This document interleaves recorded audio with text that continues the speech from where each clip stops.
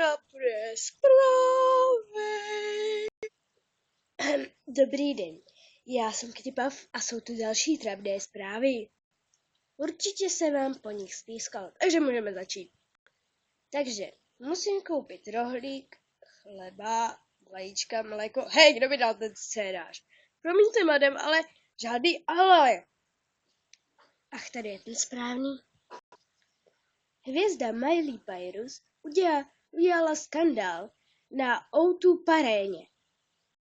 Více nám řekne naše redaktorka Panda Chlupatá. Ano, přesně tak, Kitty. Toto se tady opravdu stalo. Miley Cyrus udělala skandál na O2 aréně. Teda paréně. Oh, baby, a teď to roztočíme.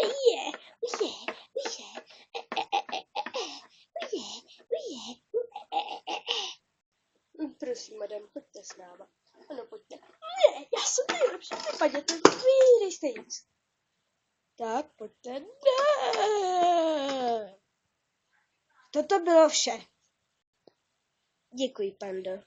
A jdeme k dalším zprávám. Autobus, který jel do Německa, se převrátil na bok. Bylo tam 30 lidí, zraněných je 20, 10 je mrtvých. Více už náš redaktor Marek Špalek. Ano, Kety, děkuji za slovo. A ano, stojím teď u převráceného autobusu. Tak to vypadá. Zraněných pár už odvezli a mrtvé všechny. Tito pasažéři rychle utíkají a hledají pomoc od záchranářů. A upřímnou soustrast všem, kteří jim umřeli známí anebo kamarádi.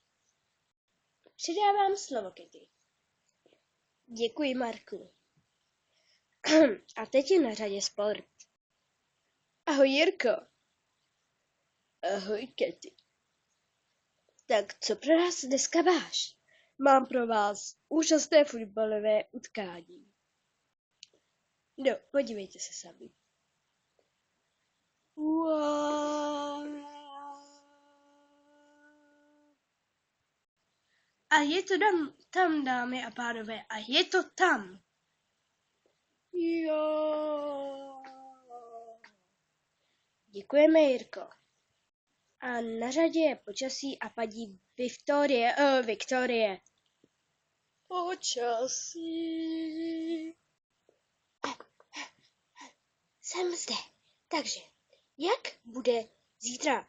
No, to já nevím, jako to... No, jo, aha, ono je to tady.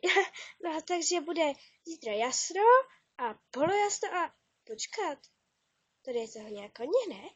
No, tak zítra budou přehánky, k tomu vítr, potom polojasno, jasno, duha, stěžití a zataženo.